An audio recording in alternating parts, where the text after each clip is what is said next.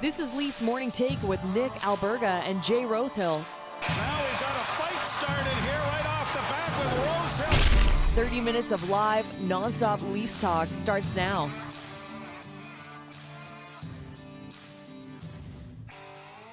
All I can say is welcome to Leafs Nation, Jay Rosehill, and welcome to episode 2 of Leafs Morning Take. Nick Alberga and Jay Rosehill. Jay, do you know why I said that off the top? Oh, man. I know why. Buckle up, my friend. Buckle up. Oh, tough one, man. Jesus. What are you going to do? And we're going to What get do to you that throughout this. We're going to get to that throughout this episode. There's a lot to converse on. Remember to subscribe, hammer the like button, leave us a review. Don't forget to check out theleafsnation.com. I had an extensive post-game report yesterday where I shared my true feelings on how I felt game 1 of 82, and I can't believe we're already having this conversation. But just your initial thoughts before we dive into the opening segment on what you saw last night, Rosie. Yeah, it'd be frustrating, man. Frustration is what I saw. That they're just skating in sand. They are sloppy. Turnovers weren't good enough, and yeah, I have an idea on why, but I'm starting to get my first little taste of following this team and really caring about this team without being on it, and waking up frustrated.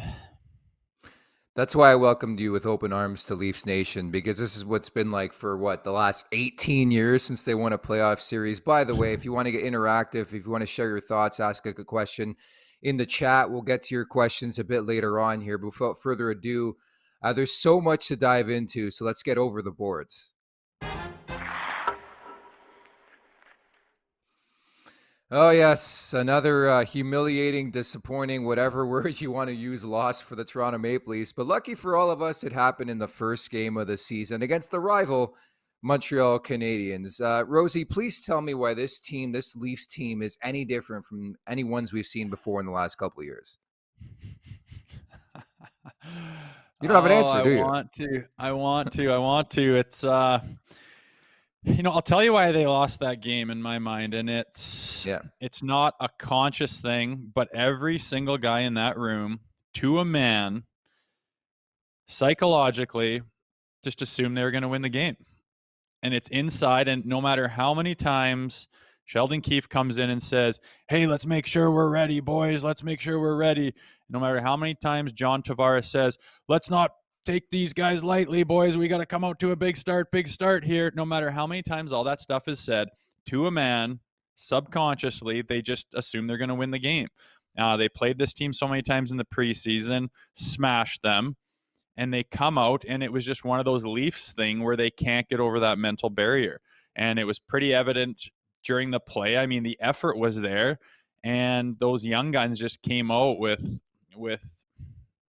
more top to bottom, and they took it to them, and they controlled the play. Even though the Leafs led most of the game, they controlled the play, and I certainly don't blame Murray on any of it. Maybe one he'd like to have back, but just overall frustrating start. And you try to make excuses and try to say, well, if they didn't play them and smash them in the preseason, things could have been different. But at the end of the day, not good enough. And I think Keefe, explained that at the end of the game with his pretty disappointing interview. Look, I'm done with excuses, and not to come on here and shit on this team right away. It's way too early. It's 1 of 82, but we've seen this episode before. Hell, we've seen it in the Stanley Cup playoffs, and I think to your point, it's just extremely problematic where you're just fresh off a successful preseason, if you can call it preseason successful. You win 5 out of 7 games, and then you come out with that type of effort. And the thing that killed me the most, Rosie, about that game, and I saw a great stat going into the night about Mark Giordano had played more games than that D-Corps collectively had in the NHL. Yeah. It was an easy time for all these cats on the back end in Montreal when it comes to Toronto's dynamic offense, and they still scored 3 goals, right? Like, imagine they actually brought it to Montreal. I thought Montreal, pressed the play all night. I thought they were really strong defensively. You got to give them some credit, but from a Maple Leafs standpoint, we've seen them play way better than they did last night for sure, no? Yeah, they didn't have it, and I think like the sloppiness was what it was. They're breaking into their offensive zone, and they just don't pay attention that, oh, our D are changing. They don't pay attention that, oh, I'm the third man high. A D-man pinches down, he's damn near in the corner, makes a play and then watches it instead of getting his ass back to the point. And it was just odd man rush after odd man rush. And that team's really solid on the rush, and they just gave them odd man rushes all night long. And that's definitely not good enough. And I think that they most likely will correct that. But no, it is embarrassing that team is that young and that green, and they came out with that kind of jump, and the Leafs just didn't. I mean, they had their chances here and there, but it wasn't sustained pressure. It wasn't momentum that they had all night long, and it was scrambly. I mean, I look in front of their net, the Montreal Canadiens were in the lanes. They were blocking shots with poise. They were keeping things to the outside. They were shutting down their chances. And when they got chances, they were in position to keep it to the outside or to get a stick on it or to get a full-on blocked shot. And in front of the Toronto Maple Leafs net, they were scrambling. They were down on one knee, throwing their toe up. They were spinning around, looking behind them. They were scrambly. They weren't poised. And it just says to me that they thought they were just going to automatically win the game by showing up. I know no one thinks that consciously, but internally, I think they just thought this game was in the bag. They were happy to play that team game one, and they were, I can't stand how everyone keeps talking about the playoffs. Just because you had a good season last year, it doesn't mean you're just going to, the whole goal is just to not do anything until April. That doesn't work like that. You need to be firing on all cylinders come that first round of playoffs if you're going to win it. So I'm really sick of everyone talking about the regular season doesn't matter, because that's ridiculous. I think it's ridiculous too. Maybe the answer is putting Mitch Marner on D, like they foreshadowed maybe in the preseason. I'm just kidding. I was just so disgusted. I wanted to throw the game off. I don't know what happened there in the final 5 minutes. I thought defensively they were an absolute mess. I'm not sure that Muzzin and Hall pairing is going to last very long. It's just a feel I got, Rosie. It can't, man. I mean, together they're a liability. Together, I mean, separately they can complement somebody a little differently, like maybe a Muzzin Sandin and a Geo with Hall. I think Geo could maybe make up for that positionally and defensively, and kind of complement Hall a little better, but. I mean, man, like Muzzin at the end there, just spinning around, almost running into his own goalie, just slapping it up the middle, like pure panic. That can't happen, man. He's better than that. But at the end of the day, that was the game on his stick. He's got it and he can clear it. And when you just throw it wildly, then all of a sudden Murray's out of position. He's trying to find the puck. He overcommits a little bit to his right side, and Anderson makes no mistake. And that just can't happen at that level, man. You can't be throwing pizzas up the middle in panic with 17 seconds left. What was Muzzin even doing on the ice? That's the big time question. And my dream has always been to host a digital show and be sponsored by a pizza company. So maybe we get to that level here on Leafs Morning Take, because that was list your ingredients on what you want on your pizza. I love pineapple on pizza, so pineapple would be on that pizza that Jake Muzzin laid up. But the Leafs lose here in the season opener. Rosie, we have to look ahead. I think this is actually a good thing, and you being a former player can speak to this. Ilya Samsonov will make his Maple Leafs debut tonight against the Washington Capitals in the home opener. So his shot at revenge in game number 2 of the season. Is it a good thing the Leafs can bounce back right away and just park whatever that was at the Bell Center? Oh, big time. I feel bad for football teams when they lose. Like, their wins and losses are so devastating, so drastically different as far as how the aura and the mentality in their locker room is. And they got to wait a whole week usually to redeem themselves after a tough loss. It's nice these guys get to bounce right back tonight. They're back at home, and a huge showing by the team as a collective and by Samsonov is going to put last night in the rearview mirror. And I mean, that's all you can do. That's all we can do. You got to move on, and you got to focus on what's right in front of you. And luckily they don't have 4 days until another game. They get to go right at it tonight. So that's a positive thing. And that's all we can do is park it. And I can tell how jaded you are after years of disappointment and sick and tired of it. I'm not there yet, obviously, but you got to park that one last night and move on to tonight. And it's a big pressure game for number 35. He's going to be He's going to be first game at home in Toronto, first game in that uniform against his old team that let him go. It's a big game, and there's going to be pressure on him. And I hope he stands on his head and gets a win because they're going to need it, or it's going to be a tough weekend. I will say on this side of the ledger, Rosie, you'll learn really, really quickly how it feels to be covering a team like the Toronto Maple Leafs when they rip your soul out, and they make for some interesting and riveting narratives. I'll give them that, but you just never know what to expect from this team, and then you get the narrative every season. Oh, they're good enough to win the Stanley Cup. Would you ever see the Colorado Avalanche come out with a performance the way the Leafs did in the first game of the season, following another Game 7 loss in the Stanley Cup playoffs? I think not. But when you look at Samsonov, 1-1-0 in the preseason, 917 save percentage, you want to add to that point, Rosie?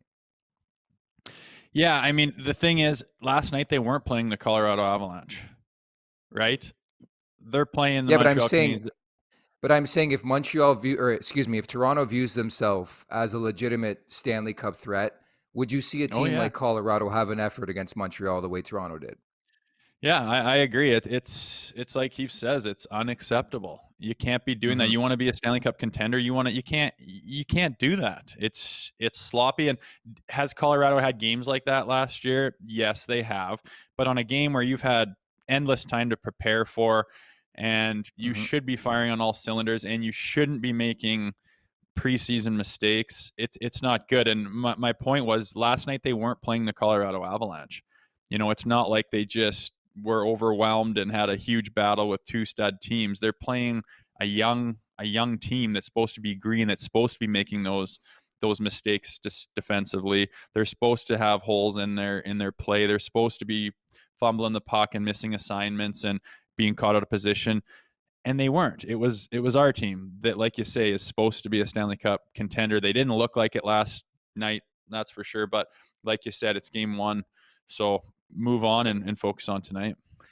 And again, don't forget, the chat is your friend here on YouTube. Chime in with your thoughts and questions. We'll get to them in a couple moments from now. Just your overall opinion, whatever you want to discuss on this Maple Leafs team moving forward. And I can't believe we're already in this conversation of doom and gloom, just one game into the season. Maybe everything changes tomorrow when we reconvene. But we'll get to topic number 3.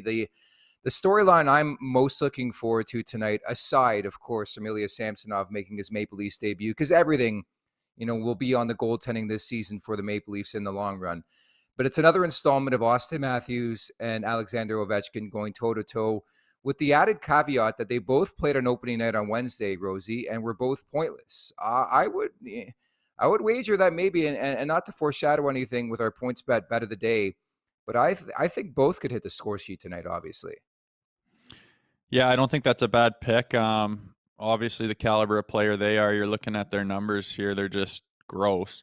But they're not going to be held off the score sheet often. And when both of them come off, games like that, and they're not on it, why wouldn't you?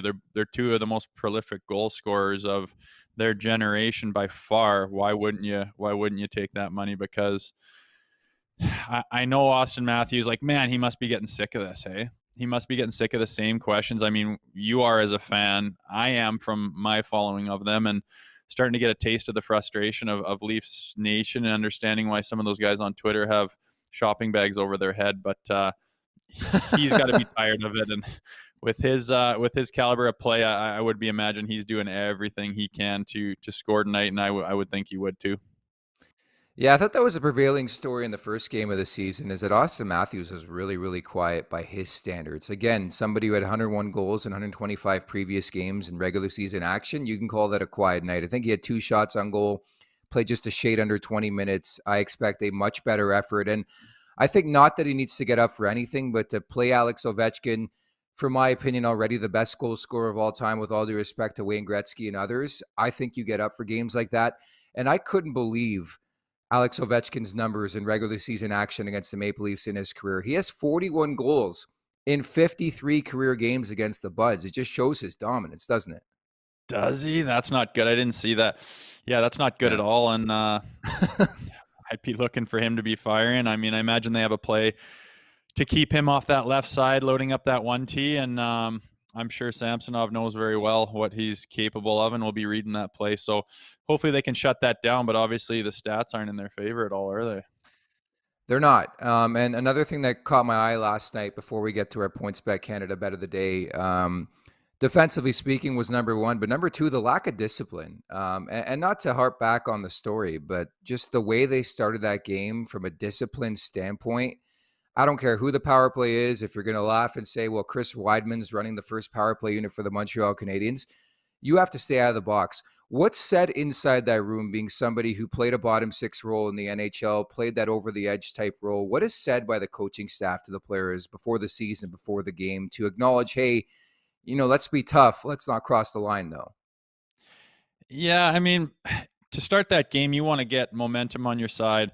You want to be playing 5-on-5. You want to have your stars out there getting things going line after line, and you want to quiet down that crowd and take the atmosphere away from the hometown team. But 3 penalties in the first 13 minutes, that's not going to do it. You're ruining the momentum of the line changes.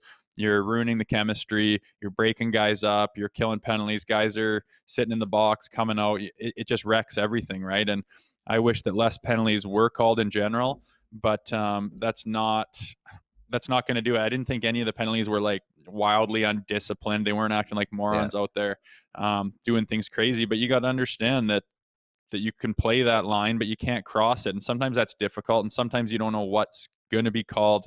Refs aren't perfect, but nonetheless, 3 penalties in 13 minutes to try to start the game and get your season going that's also unacceptable. Hey, unfortunately, we didn't get those monologues last night from the officials around the 6 games in the NHL. I don't know what that was the first night in North America, but it was cringe-worthy. I think when you look at Matt Murray, too, I don't think he was the problem. I know you look at the numbers and say, well, you let 4 goals on 23 shots, but if it weren't for Matt Murray, Rosie, and maybe you can speak to this, I don't know if Toronto's even in this game after 1, no? Like, I thought he was really good in the first period. Yeah, he was solid. If you watch the highlights, there's some pretty big saves that he made on some pretty big chances. They got away with one there on Caulfield at the end of the first period too. He had an open net that he missed on. The chances were just too many on Murray, and he shut the door. Looked really poised on just about everything except that back door on Caulfield. But he's not the problem. The numbers were ugly, but that first one, Caulfield's first goal, no one's scoring that. No one's stopping that play. He might want that second Caulfield goal back, but have you noticed in the last 3 years how these guys shoot the puck? It's disgusting. Yeah. I've never seen guys score from out at just inside the top of the circles and just roast a goalie cleanly, and it happens all the time now. And those new sticks, man, they load them up, and these kids' release is just nasty, and they're picking corners every time. Every time I see a guy just load up a twig, it just goes put twang off whatever corner he's facing, and there's no human that can react to that quick enough. It's going too fast, and it comes off the stick with no warning. So I don't blame Murray on that. These guys, Caulfield especially, is just labeling his chances and beat him. And Murray's not going to stop every single puck that comes his way. In general, I thought he looked pretty solid. He was square to the puck and he wasn't scrambling. And he, like you said, bailed him out more than once last night. And it could have been uglier if they had a bad performance by Murray. It would have not even been close to a game like it was. The Montreal Canadiens blocked 23 shots in that opener against Toronto Maple Leafs. They got to find a way to get the puck on net. It goes without saying. Having said that, let's get to our wrap-up brought to you by our friends at PointsBet Canada. Rosie, I don't know if you caught this, but 1-for-1 in the season, and it came late in the game. What a great feed from John Tavares, sets up William Nylander, and the anytime goal cashes. So with that in mind, I'm going to stick with the anytime goal theme. I'm going back to the well, but I'm going to Poppy this time. Austin Matthews. You're going to get it around minus 130, which I think is pretty decent value considering the rate of goals this guy scores. He had 60 and 73. Again, he's got 101 in his last 126 regular season games. The guy's insane. I think he scores tonight. How do you feel? Yeah, I mean, anytime you pick Austin Matthews to score a goal, it's not a bad idea.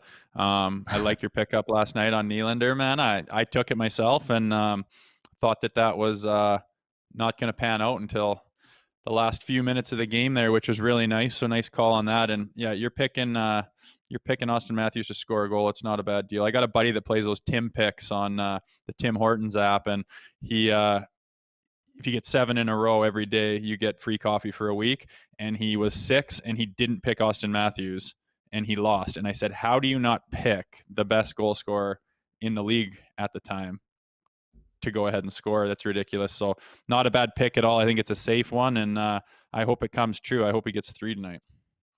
We love shot props for sure. Again, if you don't want to get to that level, I mentioned it yesterday with William Nylander. I think you look at the shot prop. And as I mentioned earlier on, if you want to be gutsy and make a significant call, maybe you look at Alex Ovechkin, you look at Austin Matthews, and you say, hey, they're both going to score, and parlay it together. I think the hope of Leafs Nation, maybe that both score in this game just to add to the theatrics, and the Maple Leafs win, right? I would think so. Why not? Like you say, they're as dangerous as they are. They're studs, and if you pick them to score, it's not a flyer by any stretch. So yeah, we'll be watching. Why not parlay that? Your odds are going to be pretty solid, I imagine. In the what would they be, +2 something? Hard to say, but Yeah, you're going to around be there. It'd be plus money. Yeah. yeah, Because yeah. Not last I not a looked bad at bet. Ovechkin, plus 120. There you go.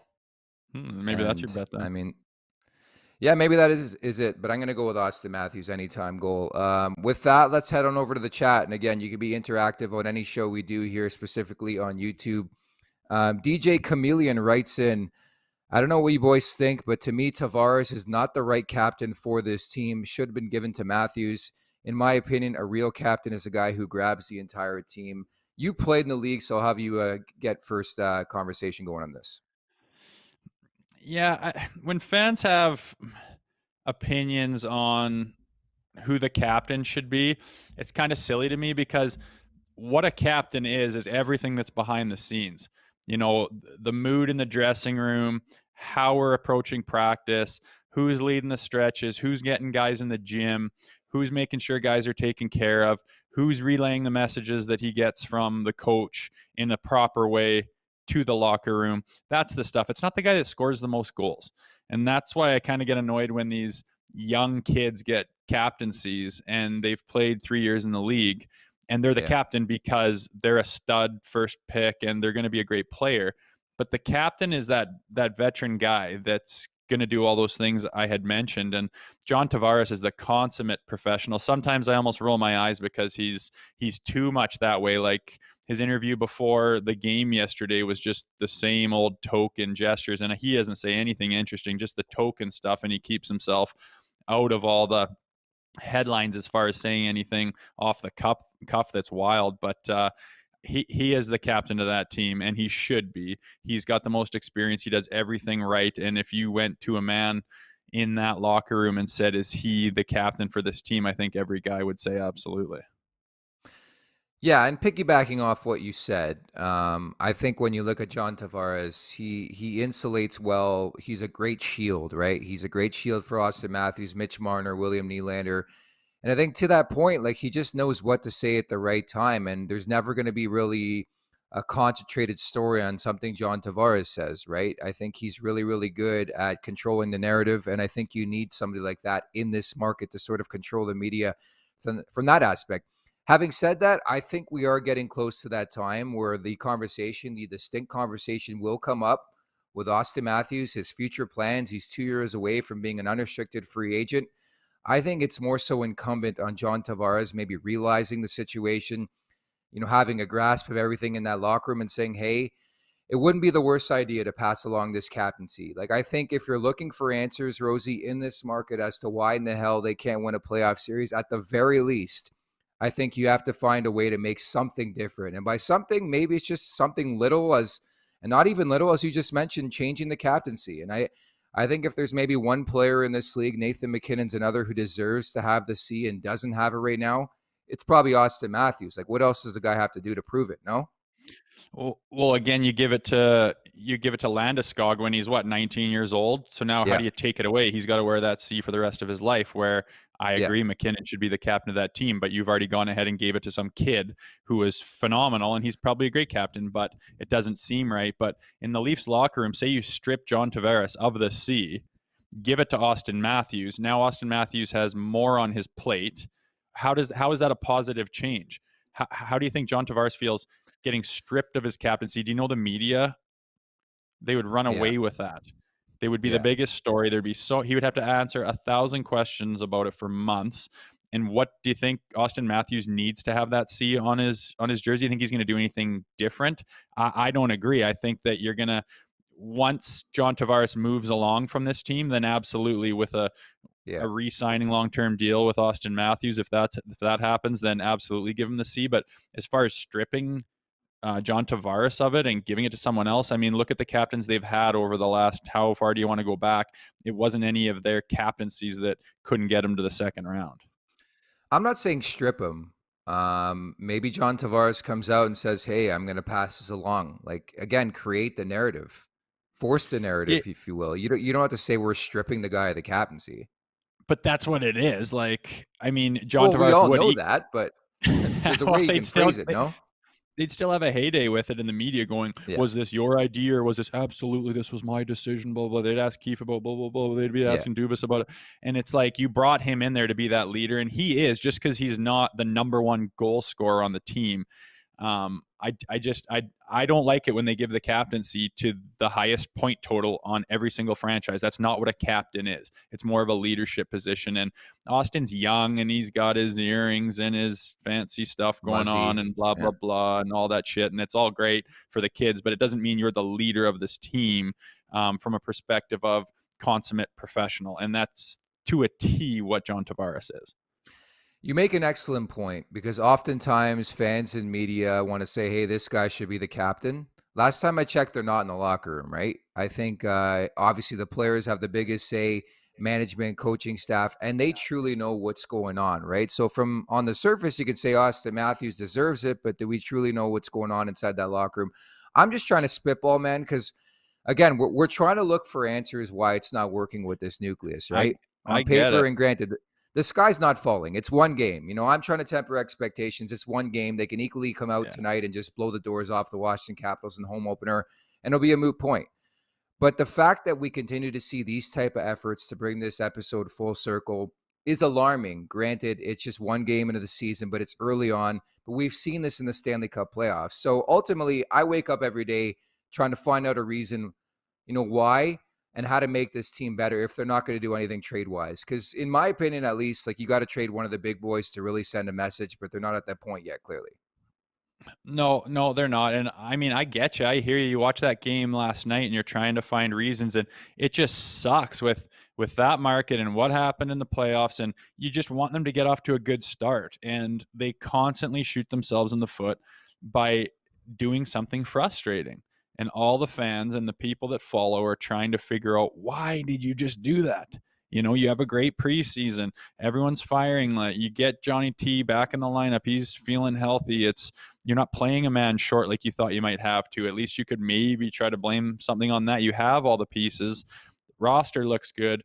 And you just kind of come out with that kind of a game. The effort was there, but the execution wasn't. And all you can do is cross your fingers and say they're going to blow the doors off Washington tonight, and they're just going to roll and win 3 in a row. But what they have done, like they have in the past, is give us reasons to deny them, give us reasons to bitch, and they're right back after one game. It is only one game, but they're right back where they always seem to land. That is exactly it, Rosie, as we wrap here, is the fact that this has happened before. Like, I understand if it was a one-off. I understand if an effort like that had never happened before. But the rate that it happens, I think I have every reason to bitch and moan on today's show. Do you agree with that at the very least? Yeah, you've earned it. I mean, like I said, you've been doing this your whole life. So everyone in Toronto, I mean, but there's so many eyes on that team, and it, like I said, it's a subconscious thing. It's an internal psychological thing where when you play for that organization what has happened in the past. How frustrated the fans are, and that weighs on you, and it plays a part in your mind whether you are thinking about it actually or not. But at the end of the day, that's what the Leafs are, and they just got to break through and get out of this. So here we go tonight. Good thing we get a quick turnaround. Yeah, I know I'm on the ledge. Don't worry, I'm not going to jump. I'm looking forward to the home opener tonight. We're going to debut a feature presentation tomorrow for you. 3 hits with Rosie. Your thoughts on this game? You're over firefighting tomorrow, your other job, so we're looking forward to that. We'll talk tomorrow, okay? You bet. See you then. So there you have it, Jay Rosehill. I just want to mention as well, Anthony Stewart of Sportsnet's going to be on the show tomorrow, so we're going to get his thoughts, and most importantly, Jack Campbell as his Vezina pick. So Stewie's coming up tomorrow, and again, a full recap and report on tonight's home opener against the Washington Capitals. Thanks so much for listening. Again, subscribe, like, leave us a review, do that fantastic stuff. For Jay Rosehill, I'm Nick Alberga. Thanks so much. We'll talk tomorrow.